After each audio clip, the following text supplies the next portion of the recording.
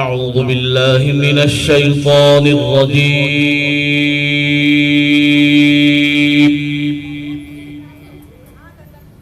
بسم الله الرحمن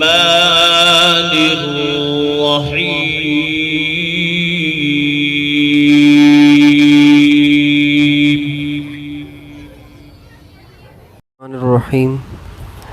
إن الحمد لله نحمده ونستعينه ونستغفره، من يهده الله فلا مضل له ومن يضلل فلا هادي له، وأشهد أن لا إله إلا الله وحده لا شريك له، وأشهد أن سيدنا ونبينا وحبيبنا وشفيعنا وقرة أعيننا محمدا عبده ورسوله صلی اللہ تبارک و تعالی علیہ وعلی آلہ واصحابہ وازواجہ وذریتہ وبارک وسلم تسلیما کثیرا.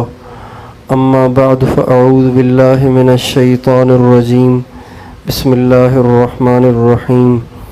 لقد جاءکم رسول من انفسکم عزیز علیہ ما عنتم حریص علیکم بالمؤمنین رؤوف الرحیم. سبحان ربک رب العزت عما یصفون وسلام علی المرسلین والحمد للہ رب العالمین. اللہم صلی علی سیدنا محمد وعلی آل سیدنا محمد وبارک وسلم. میرے محترم دوستو اور نوجوان بھائیوں اور بزرگوں،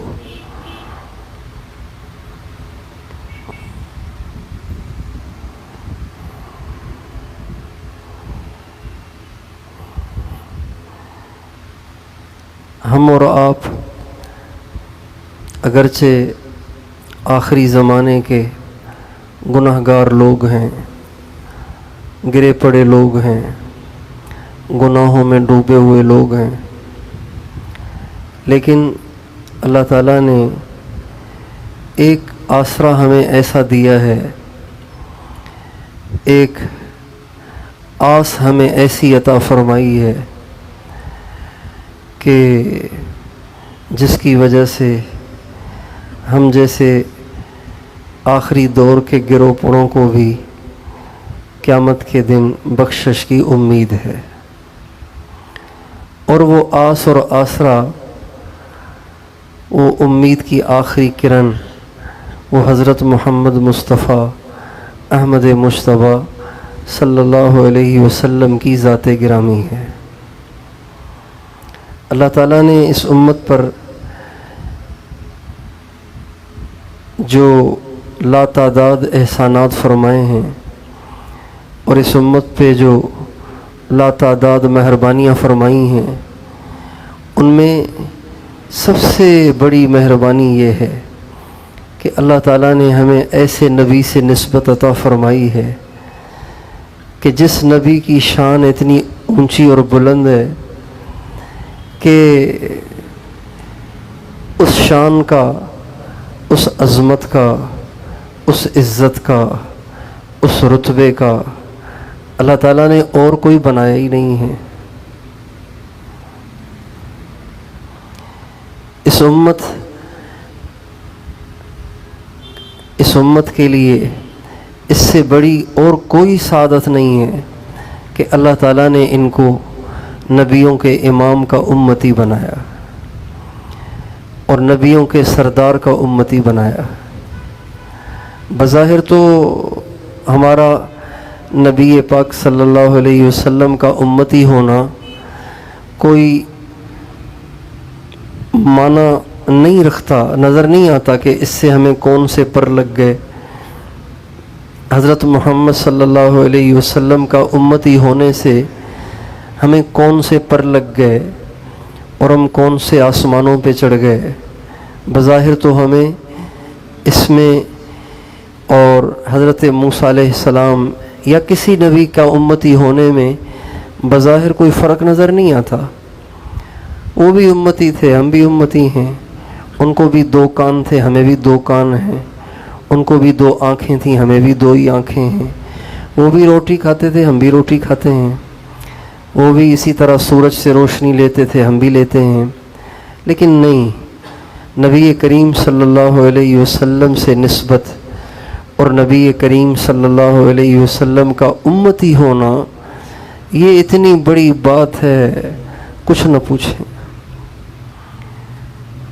اس کا فرق دنیا میں تو پتہ نہیں ہمیں محسوس ہو نہ ہو، دنیا میں بھی محسوس ہوتا ہے، لیکن جس کی عقل اندھی ہو اور جس کا دل سیاہ ہو اسے فرق محسوس نہیں ہوگا، لیکن مرنے کے بعد جب قیامت کا دن ہوگا، محشر کا میدان ہوگا، آدم علیہ السلام سے لے کے قیامت تک کے تمام انسان میدان محشر میں پتہ نہیں کتنی بڑی تعداد ہوگی، اکٹھے ہوں گے، اور حساب کتاب شروع کرنے کا وقت آئے گا تو اللہ تعالیٰ فرمائیں گے یوم ندعو کل اناس بامامہم، اب حساب کا وقت آئے گا تو یہ نہیں پکارا جائے گا میمن برادری ادھر ہو جائے، راجپوت برادری ادھر ہو جائے، ارائیں ادھر ہو جائیں، سندھی ادھر ہو جائیں،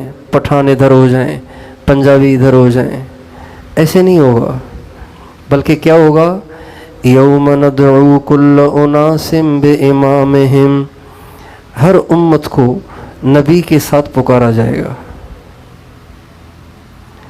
یعنی یوں اعلان نہیں ہوگا کہ برادریاں آ جائیں، بلکہ اعلان ہوگا این آدم و امتہ، این نوح و امتہ، این ادریس و امتہ، این ابراہیم و امتہ، اس طرح اعلان ہوگا۔ اب جب میدان محشر میں اعلان ہوگا کہ ہر ایک اپنے نبی کے ساتھ جمع ہو جائے، ہر ایک اپنے نبی کے جھنڈے تلے کھڑا ہو جائے اور پھر حساب کے لیے پیش ہو جائے، تو اب میدان محشر میں کوئی حضرت آدم علیہ السلام کو ڈھونڈ رہا ہوگا، کوئی حضرت نوح علیہ السلام کو ڈھونڈ رہا ہوگا، کوئی حضرت ابراہیم علیہ السلام کو ڈھونڈ رہا ہوگا، کوئی حضرت داؤد، کوئی حضرت سلیمان، کوئی حضرت الیاس، کوئی حضرت ایوب، کوئی حضرت موسیٰ، کوئی حضرت عیسیٰ علیہم السلام کو ڈھونڈ رہا ہوگا، اور انہی کے پہلو میں جا کے کھڑا ہو رہا ہوگا، انہی کے جھنڈے تلے جمع ہو رہا ہوگا۔ کتنے خوش نصیب ہوں گے وہ لوگ جو محشر کے میدان میں حضرت محمد صلی اللہ علیہ وسلم کے جھنڈے تلے کھڑے ہوں گے۔ یہ کتنی بڑی بات ہے۔ اور پھر حضور اکرم صلی اللہ علیہ وسلم کی جماعت میں شامل ہونا یہ اتنا بڑا آسرا ہے، اتنا بڑا سہارا ہے میدان محشر میں۔ آپ نے سنا ہوگا کہ قیامت کے دن آدم علیہ السلام بھی پریشان ہوں گے، نوح علیہ السلام بھی پریشان ہوں گے، ابراہیم علیہ السلام بھی پریشان ہوں گے، موسیٰ علیہ السلام اور عیسیٰ علیہ السلام یہ سب کے سب نفسی نفسی کہہ رہے ہوں گے۔ اور جب جنت میں جانے کا وقت آئے گا تو دروازہ بند ہوگا، جنت کا گیٹ بند ہوگا، جو مین گیٹ ہوگا وہ بند ہوگا۔ اب جب جنت کا مین گیٹ بند ہوگا تو جن کے لیے جنت کا فیصلہ ہوا ہوگا وہ سب کے سب جائیں گے حضرت آدم کے پاس کہ حضرت آپ تو ہمارے ابا ہیں، ہم سارے آپ کے بچے ہیں، تو آپ کوئی زور لگائیں نا، ہمارے لیے جنت کا دروازہ کھلوائیں۔ آدم علیہ السلام کہیں گے بھئی آج نہیں چلے گی میری، تم نوح کے پاس جاؤ۔ نوح علیہ السلام کے پاس آئیں گے کہ آپ بھی تو ہمارے ابا ہی ہیں، کہیں گے نہیں آج تو میری نہیں چلے گی، ابراہیم کے پاس جاؤ۔ حضرت ابراہیم کے پاس جائیں گے، کہیں گے نہیں موسیٰ کے پاس جاؤ، موسیٰ علیہ السلام کی خدمت میں حاضر ہوں گے، کہیں گے نہیں عیسیٰ علیہ السلام کے پاس جاؤ۔ تو یہ خرب ہا خرب لوگ حضرت عیسیٰ علیہ السلام کی خدمت میں حاضر ہوں گے، تو عیسیٰ علیہ السلام کہیں گے کہاں کہاں سے دھکے کھا کے آ رہے ہو اور کہاں تک دھکے کھاؤ گے، اگر آج کچھ کروانا ہے تو محمد عربی کے دروازے پہ جاؤ، ان کے سوا آج کسی کی نہیں سنی جائے گی۔ چنانچہ یہ سب کے سب ہمارے نبی کے پاس آئیں گے، تو ہمارے نبی نے فرمایا جب یہ لوگ میرے پاس آئیں گے تو میں ان سے معذرت نہیں کروں گا، بلکہ میں ان سے کہوں گا انا لہا انا لہا، تم ٹھیک جگہ پہ آئے ہو، ٹھیک ٹھیک جگہ پہ آئے ہو، تمہارا کام یہیں سے بننا ہے۔ اب علماء کہتے ہیں کہ جب کام ہی حضور سے بننا تھا تو آدم علیہ السلام نے نوح علیہ السلام کے پاس کیوں بھیجا؟ سیدھا حضور کے پاس بھیج دیتے۔ چلو انہوں نے نوح علیہ السلام کے پاس بھیجا تو نوح علیہ السلام نے ادھر کیوں نہیں بھیجا؟ ابراہیم علیہ السلام کے پاس کیوں بھیجا؟ پھر ابراہیم علیہ السلام نے موسیٰ علیہ السلام کے پاس کیوں بھیجا؟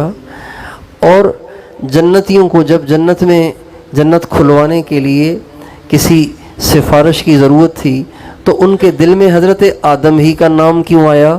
براہ راست ہمارے نبی کا نام کیوں نہیں آیا؟ تو یہ سب اللہ تعالیٰ کی طرف سے ایک نظام چلے گا، اور یہ نظام اس لیے چلے گا کہ اللہ تعالیٰ اس دن اپنے نبی کی شان کو ظاہر کرنا چاہیں گے۔ چونکہ اگر یہ جنتی سیدھے ہمارے نبی کے پاس آتے، ہمارے نبی کی دعا سے جنت کا دروازہ کھلتا تو شاید سمجھتے کہ ہر نبی کی دعا سے کھل جاتا ہوگا، ہم نے ان سے درخواست کی تو دعا کا دروازہ کھل گیا، کسی اور سے کہتے تو وہ بھی کھلوا دیتا۔ تو اللہ تعالیٰ اپنے نبی کی شان کو ظاہر کرنے کے لیے پہلے ہر طرف چکر لگوائے گا، جب دیکھے گا کہ کہیں سے نہیں بنے گی تو پھر حضور اکرم صلی اللہ علیہ وسلم کے در پہ پہنچائے گا اپنے نبی کی شان کو ظاہر کرنے کے لیے۔ بتائیے جو حضور کے اپنے ہوں گے، جو حضور کے اپنے امتی ہوں گے، جن کو حضور کے سوا کسی اور کا آسرا ہی نہیں ہوگا، وہ کتنے خوش نصیب ہوں گے۔ حضور اکرم صلی اللہ علیہ وسلم کا امتی ہونا، آپ کی امت میں شامل ہونا، یہ اتنی بڑی بات ہے جس کی کوئی حد نہیں ہے۔ تو آخرت میں تو اس پر جو کچھ ملنے والا ہے وہ تو ملنے والا ہے، لیکن حضور اکرم صلی اللہ علیہ وسلم کا امتی ہونے کی وجہ سے دنیا میں ہم پر کیا انعامات ہوئے اس کی بھی کوئی حد نہیں ہے۔ ہم سے پہلے جو امتیں گزری ہیں ان میں اگر کسی سے کوئی گناہ ہوتا تو اس کے ماتھے پہ لکھا جاتا، ان کے دروازوں پہ لکھا جاتا، گھر کی دیوار پہ لکھا جاتا، بدنامی ہوتی، رسوائی ہوتی۔ اللہ تعالیٰ نے اپنے نبی کے ساتھ ایسا ستاری کا معاملہ کیا، لوگ ساری رات فیس بک پہ ننگی فلمیں دیکھتے ہیں، پتہ ہی نہیں چلتا کہ اس نے رات کیا کیا ہے۔ کتنی پردہ دار اپنے گھروں میں، اپنے شہروں میں پردہ دار عورتیں جب یہ گھومنے جاتی ہیں، پکنک پہ جاتی ہیں اور بڑے بڑے شہروں میں شاپنگ کرنے جاتی ہیں تو برقعے اتار دیتی ہیں، دوپٹے بھی اتار دیتی ہیں، بے حیا بن کر بے غیرتی کے ساتھ بازاروں میں گھومتی ہیں اور دوبارہ اپنے شہر میں داخل ہو کے برقع اوڑھ لیتی ہیں۔ کسی کو پتہ بھی نہیں چلتا کہ یہ اتنی پردہ دار بنی ہوئی ہے، باہر جا کے یہ کتنی بے پرد ہو گئی تھی۔ یہ اللہ تعالیٰ کا ستاری کا معاملہ صرف اس امت کے ساتھ ہے۔ اللہ تعالیٰ حضور اکرم صلی اللہ علیہ وسلم کی ذات اقدس کے طفیل اگر یہ ستاری کی چادر ہم پہ نہ ڈالتا تو بھائیوں، ماں باپ اپنے اولادوں سے ملنے کے لیے تیار نہ ہوتے، اولادیں اپنے ماں باپ کا منہ دیکھنے کے لیے تیار نہ ہوتی، چونکہ عیب تو سبھی میں ہے نا، گناہ تو سارے ہی کرتے ہیں ہم۔ یہ حضور اکرم صلی اللہ علیہ وسلم کا صدقہ ہے کہ اللہ تعالیٰ نے ہمارے عیوب پہ چادر ڈال رکھی ہے۔ آدم علیہ السلام فرماتے ہیں کہ اللہ تعالیٰ نے امت محمد صلی اللہ علیہ وسلم کو کچھ ایسی باتیں عطا فرمائی ہیں جو اللہ نے مجھے بھی نہیں دیں۔ ان میں سے ایک بات یہ ہے کہ مجھ سے غلطی ہوئی، اللہ نے مجھے جنت سے نکال دیا، میں رہتا جنت میں تھا، غلطی ہوئی تو اللہ نے جنت سے باہر نکال دیا، لیکن محمد صلی اللہ علیہ وسلم کی امت کے لوگ جنت سے باہر رہ کر گناہ کریں گے، اللہ پھر بھی ان کو جنت کے اندر داخل کریں گے۔ اور محمد صلی اللہ علیہ وسلم مجھ سے غلطی ہوئی تو اللہ نے میرے کپڑے اتار دیے۔ آدم علیہ السلام نے جب وہ شجر ممنوعہ سے کھا لیا تھا، جس درخت سے اللہ نے روکا تھا اس سے کھا لیا تھا، تو اس کا اثر یہ ہوا کہ کپڑے اترنا شروع ہو گئے، خود بخود کپڑے اترنا شروع ہو گئے۔ جسم ننگا ہو گیا. تو حضرت آدم علیہ السلام وہاں درختوں کے پتے اٹھا اٹھا کے اپنی سطر کو چھپانے لگے. تو آدم علیہ السلام فرماتے ہیں مجھ سے غلطی ہوئی, اللہ نے میرے کپڑے ہی اتار دیے, لیکن محمد صلی اللہ علیہ وسلم کی امت کے لوگ کپڑے اتار کے گناہ کریں گے, لیکن اللہ تعالیٰ ان کو ننگا نہیں کریں گے, ان کو کپڑے پہنا کے جنت میں داخل کریں گے. پچھلی امتوں میں چھوٹے چھوٹے گناہوں پہ بھی پکڑا جاتی تھی, ایک گناہ پہ پکڑا جاتی تھی, ایک نافرمانی پہ پکڑا جاتی تھی. ایک بنی اسرائیل کی ایک قوم کے بارے میں اللہ تعالیٰ نے قرآن پاک میں واقعہ سنایا ہے کہ وہ سمندر کے کنارے رہتے تھے.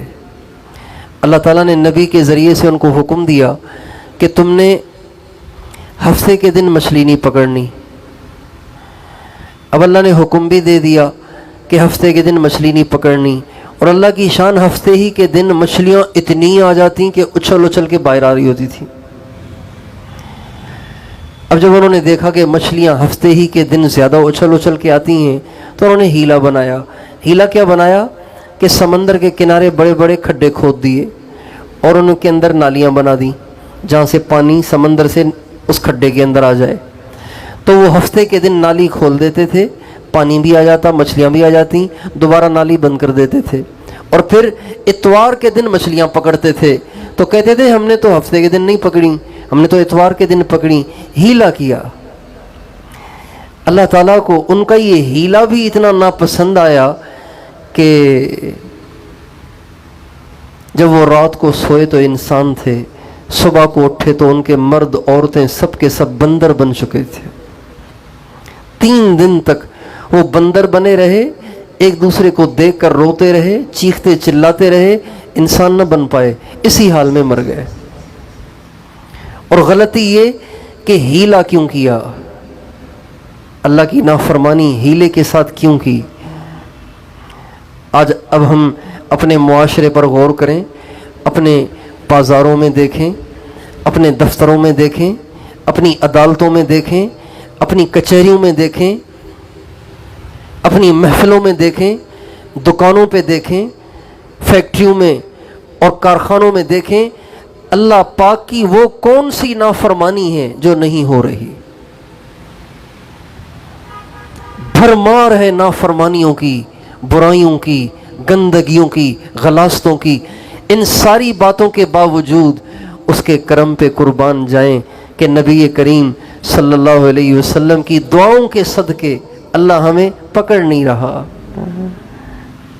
چھوٹے چھوٹے جھٹکے آ رہے ہیں, مہنگائی بڑھ رہی ہے, بیماریاں بڑھ رہی ہیں, وبائیں آ رہی ہیں, آپس میں لڑائیاں ہو رہی ہیں, گھر میں ناچاکیاں ہیں, بیوی کی خاوند سے نہیں بن رہی, خاوند کی بیوی سے نہیں بن رہی, بھائی بھائی سے بیزار ہے اور بہن بھائیوں سے بیزار ہے, رشتہ دار آپس میں ایک دوسرے سے بات کرنے کے لیے تیار نہیں ہیں. یہ پریشانیاں تو ہیں چھوٹی چھوٹی, مقروض ہیں, بے گھر ہیں, بے روزگار ہیں, یہ چھوٹی چھوٹی پریشانیاں ہیں, لیکن جتنی ہماری نافرمانیاں ہیں اس حساب سے تو 1% بھی نہیں ہے. یہ حضور اکرم صلی اللہ علیہ وسلم کا امتی ہونے کا صدقہ ہے, نسبت ہے. اللہ تعالیٰ کو اپنے نبی سے اتنی محبت ہے, اتنی محبت ہے, اتنی محبت ہے کہ جو حضور کا امتی کہلاتا ہے وہ بھی اللہ کا پیارا ہو جاتا ہے. جو حضور اکرم صلی اللہ علیہ وسلم کی امت میں سے بنتا ہے وہ بھی اللہ کو پیارا ہو جاتا ہے.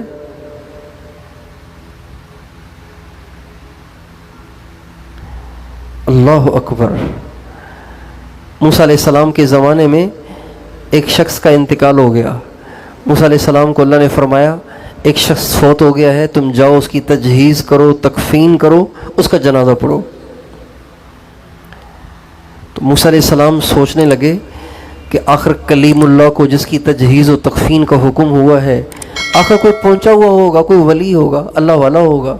جب آئے تو وہ تو بہت بڑا گناہگار فاسق فاجر آدمی تھا. تو اللہ تعالیٰ سے کہنے لگے یا اللہ اس کی تجہیز و تکفین تو کوئی بھی کر سکتا تھا، آپ نے کلیم اللہ کو حکم دے دیا کہ جا کے اس کی تجہیز و تکفین کرے، تو اس میں ایسی کون سی خوبی تھی کہ آپ نے مجھی کو اس کا حکم فرما دیا؟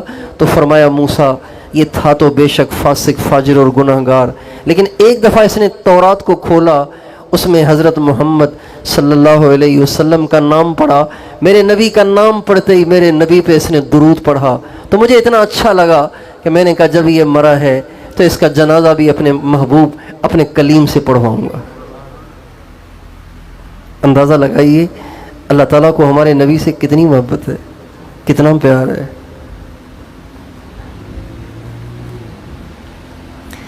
کسی امت کو یہ حکم نہیں ملا کہ اپنے نبی پہ درود پڑھو، اپنے نبی پہ سلام پڑھو، اللہ نے خود پڑھے سلام علی الیاسین، سلام علی نوح فی العالمین، سلام علی ابراہیم، لیکن اللہ تعالیٰ نے ہمیں پتہ ہے کیا فرمایا؟ ہمیں فرمایا ان اللہ و ملائکتہ یصلون علی النبی یا ایہا الذین آمنوا صلوا علیہ وسلموا تسلیما، اے ایمان والو میں تو پڑھتا ہی ہوں، میرا حکم ہے کہ تم بھی پڑھو، میں تو پڑھتا ہی رہتا ہوں۔ نبی کریم صلی اللہ علیہ وسلم پر درود پڑھنا یہ اس امت کا ترہ ہے، یہ اس امت کا امتیاز ہے۔ ایک دفعہ ہمارے نبی نے لمبا سجدہ کیا، بہت لمبا سجدہ کیا۔ حضرت عبد الرحمن بن عوف رضی اللہ عنہ کہتے ہیں اتنا لمبا سجدہ ہوا کہ ہمیں ڈر ہونے لگا، جب آپ نے سجدے سے سر اٹھایا تو آپ بڑے حشاش بشاش تھے۔ ہم نے پوچھا یا رسول اللہ آپ بڑے خوش خوش نظر آ رہے ہیں، فرمایا میں کیسے خوش نہ ہوں، ابھی میرے پاس جبریل آئے تھے اور وہ کہہ رہے تھے اے اللہ کے نبی، اللہ تعالیٰ کا ارشاد ہے جو آپ کا امتی آپ پر ایک دفعہ درود پڑے گا نا میں اس پہ 10 رحمتیں نازل کروں گا، 10 رحمتیں ایک درود پر۔ کس کی رحمتیں؟ اللہ کی۔ مفسرین کہتے ہیں اس حدیث کی شرح میں شارحین لکھتے ہیں کہ ایک درود پر 10 رحمتیں، تو رحمتیں بھی اللہ کی، تو اللہ کی ہر رحمت تو اللہ کے شایان شان ہوگی نا۔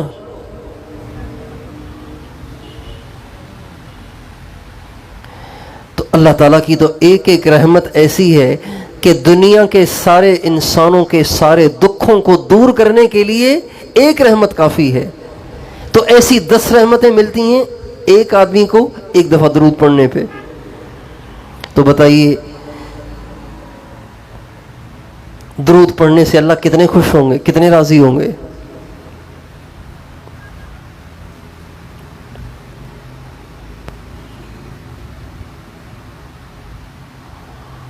ایک حدیث میں آتا ہے من صلی علی کل یوم 1000 مرۃ، جو شخص روزانہ مجھ پر 1000 مرتبہ درود پڑھے گا، 1000 مرتبہ روزانہ۔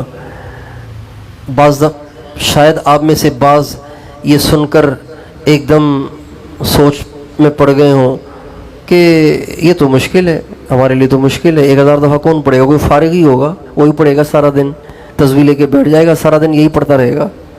لیکن نہیں، 1000 دفعہ پڑھنا بہت آسان ہے۔ میں نے اسٹاپ واچ کے ذریعے سے حساب لگایا 1000 دفعہ پڑھنے میں کتنی دیر لگتی ہے، تو 20 منٹ میں 1000 دفعہ درود شریف ہو جاتا ہے، صرف 20 منٹ میں۔ 2 منٹ میں 100 دفعہ ہو جاتا ہے۔ ضروری نہیں ہے کہ جو آدمی نماز میں درود شریف پڑھتا ہے وہی پڑھے، چھوٹا سا درود شریف بھی پڑھ سکتا ہے۔ مثلا صلی اللہ علی حبیبہ محمد وآلہ وسلم، یہ درود شریف پڑھنے میں نے حساب لگایا 18 منٹ لگے مجھے، کبھی 20 منٹ لگے کبھی 18 منٹ لگے۔ ہمارے حاجی صاحب پڑھتے تھے صلی اللہ علی النبی الامی، حاجی صاحب کا موت تک یہ معمول رہا 1000 دفعہ پڑھنے کا۔ فرمانے لگے ایک دفعہ میں حضرت علامہ محمد یوسف بن نوری رحمۃ اللہ علیہ کی خدمت میں حاضر ہوا، تو حضرت ضعیف تھے، تو 2 آدمیوں کے سہارے سے گھر سے باہر تشریف لائے۔ ہم ان کی بیٹھک میں جا کے بیٹھے تو بیٹھک میں ہم نے ایک بورڈ لگا ہوا دیکھا، اس بورڈ پہ لکھا ہوا تھا، یہ حدیث جو میں نے سنائی یہ لکھی ہوئی تھی، جو شخص روزانہ 1000 دفعہ درود شریف پڑھے گا، ہمارے نبی کا ارشاد ہے لم یمت حتی یرا مقعدہ من الجنہ، تب تک نہیں مرے گا جب تک کہ اللہ اس کو کھلی آنکھوں جنت نہ دکھائے۔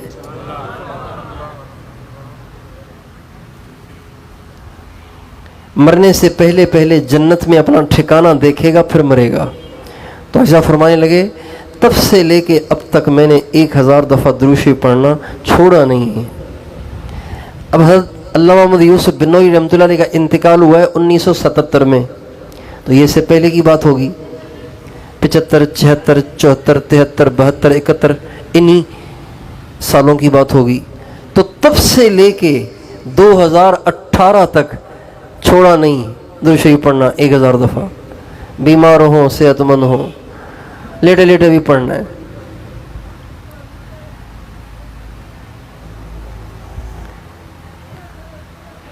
یہ اللہ پاک کی ہمارے نبی سے محبت ہے، اور ہمارے نبی کا ارشاد ہے روزانہ 70,000 فرشتے صبح کو روز اقدس پہ اترتے ہیں، شام تک درود و سلام پڑھتے ہیں، شام کو واپس چلے جاتے ہیں، 70,000 اور آ جاتے ہیں۔ 70,000 صبح فرشتے کھڑے ہو کے درود شریف پڑھ رہے ہیں، سلام پڑھ رہے ہیں، اور 70,000 شام کو آ کے پڑھ رہے ہیں اگلی صبح تک، اور یہ سلسلہ چل رہا ہے۔ اور حاجی اور عمرہ کرنے والے اس کے علاوہ ہیں، دنیا بھر میں پھیلے ہوئے عاشقان رسول اس کے علاوہ ہیں۔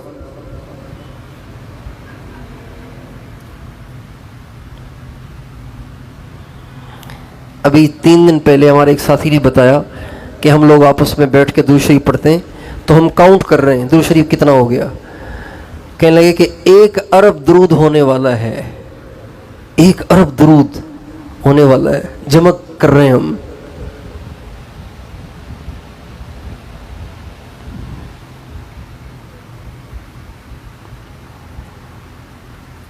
یہ اللہ تعالیٰ کو اپنے نبی سے محبت ہے، تو چونکہ اللہ تعالیٰ کو اپنے نبی سے شدید محبت ہے، لہٰذا جو ان سے جڑتا جائے گا وہ بھی اللہ کا محبوب ہو جائے گا۔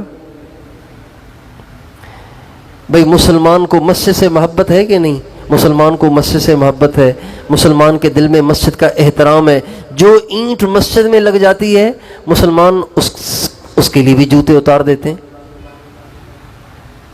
جب تک وہ اینٹ وہاں لگی ہوئی نہیں تھی اس اینٹ کی کوئی عزت نہیں تھی، جو ہی وہ مسجد میں لگتی ہے مسلمان اس کا بھی احترام کرنا شروع کر دیتے ہیں۔ حضرت محمد صلی اللہ علیہ وسلم کا امتی ہونے کی نسبت جس کے ساتھ لگ گئی، چاہے وہ گناہ گار ہی کیوں نہ ہو، اللہ کی نظروں میں وہ بھی معزز ہے۔ اور اگر نیک بن جائے، سچا غلام بن جائے، پیروکار بن جائے، تابع دار بن جائے، اپنی جوانیاں نبی کے طریقے پہ گزارے، اپنی زندگی کو حضور اکرم صلی اللہ علیہ وسلم کے طریقے میں ڈھال لے، مرد اپنے نبی کے طریقے پہ چلنے لگ جائیں، عورتیں اپنے نبی کے طریقے پہ چلنے لگ جائیں، پھر تو کیا ہی کہنے۔ آج ہم مسلمانوں نے اپنے نبی کی قدر نہیں کی،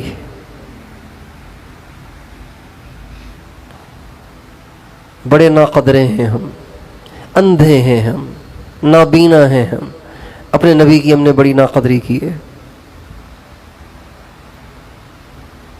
ہمیں پتہ ہی نہیں کہ ہمارے نبی کون ہیں، ہمارے نبی کی شان کیا ہے۔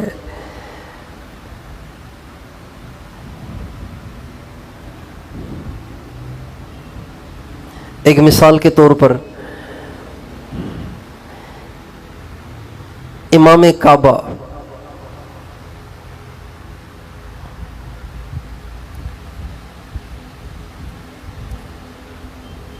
پورے پروٹوکول کے ساتھ یہاں سے گزر رہے تھے، اذان ہو گئی تو وہ گاڑی سے اترے، مسجد میں داخل ہو گئے۔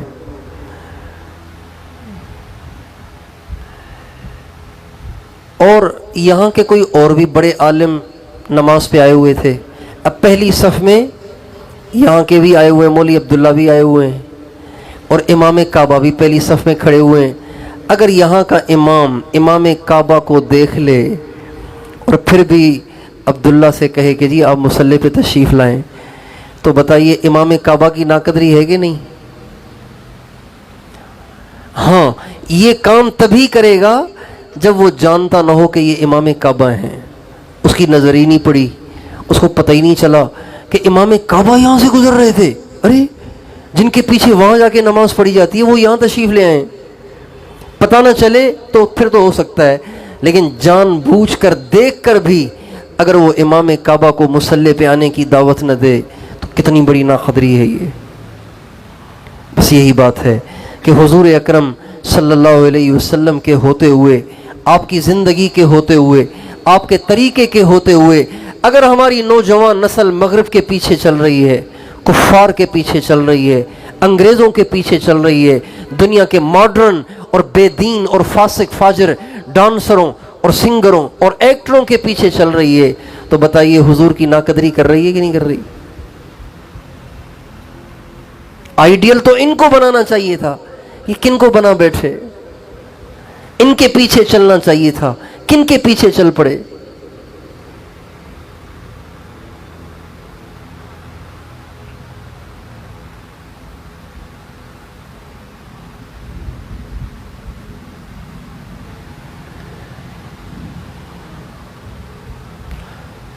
حضور اکرم صلی اللہ علیہ وسلم سے اچھا طریقہ کس کا ہو سکتا ہے یار؟ ان سے زیادہ حسین کون ہو سکتا ہے؟ ان سے اچھا اسٹائل کس کا ہو سکتا ہے؟ ان سے زیادہ خوبصورت کون ہو سکتا ہے؟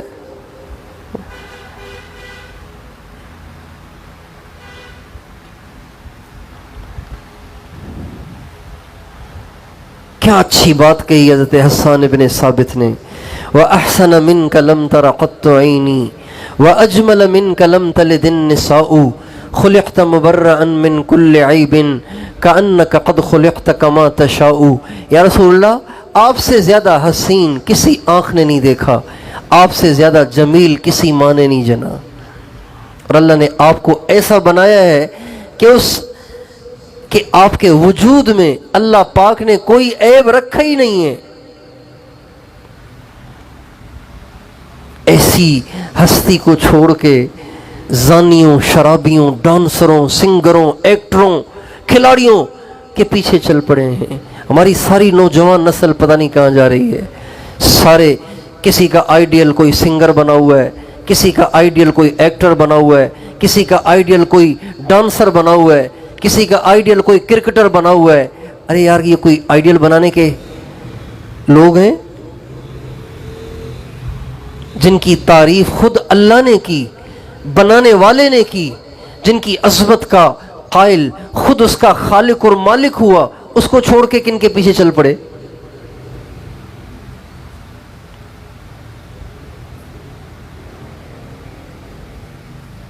اس لیے میرے دوستو، ہم سے نبی کریم صلی اللہ علیہ وسلم کی بڑی ناقدری ہوئی ہے، اس پہ ہم توبہ کریں، استغفار کریں، اور اپنے نبی کو اپنا آئیڈیل بنائیں۔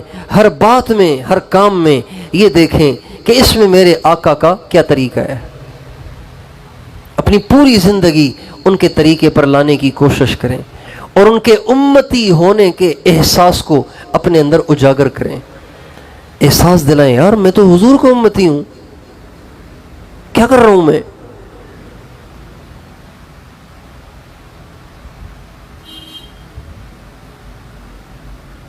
کسی بہت بڑے اللہ والے کا بیٹا اگر جا کے بھنگیوں کے ساتھ، چرسیوں کے ساتھ، ہیرونچیوں کے ساتھ بیٹھنا شروع کر دے تو دوسرے لوگ اسے کہیں گے نہیں، کہیں گے یار تو اتنے بڑے چوٹی کے اللہ والے کا بیٹا، تو یہاں کیا کر رہا ہے بھائی؟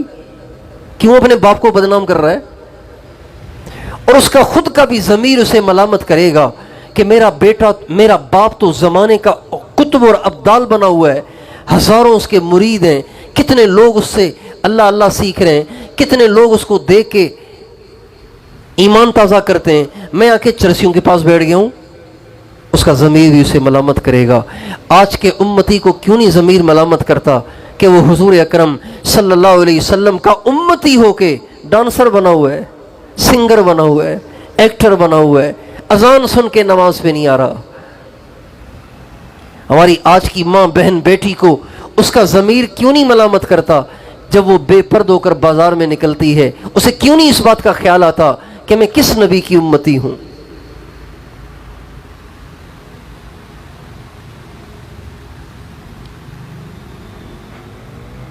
میں تو حضرت فاطمہ کی بیٹی ہوں، حضرت خدیجہ کی بیٹی ہوں، حضرت عائشہ کی بیٹی ہوں، اور یہ میں کیا کر رہی ہوں؟ کیا بچے کیا بچیاں سارے فیس بک میں مبتلا ہیں، سارے یوٹیوب میں مبتلا ہیں۔ اس لیے بھائیوں اور میری بہنوں، میں اور آپ سچی توبہ کریں اور دیکھیں ہمیشہ نہیں رہنا، ایک دن مرنا ہے، اور مرنے کے بعد کچھ نہیں کام آئے گا، سب کچھ یہیں پڑا رہ جائے گا، سب کچھ یہیں پڑا رہے گا۔ توبہ کر لیں، اللہ سے معافی مانگیں، نبی کریم صلی اللہ علیہ وسلم کا حقیقی معنی میں امتی بن کر زندگی گزاریں۔ کیا مطلب؟ اپنی زندگی کو اپنے نبی کے طریقے میں ڈھالنے کی کوشش کریں، خود بھی اس پہ آئیں، اوروں کو بھی اس پہ لائیں۔ چونکہ دین کی اہمیت نہیں ہے نا، تو دین کے خلاف جو کچھ ہو رہا ہے ہم اس کو گوارا کر لیتے ہیں، اور ٹھیک ہے جو ہو رہا ہے سو، چونکہ اہمیت نہیں ہے۔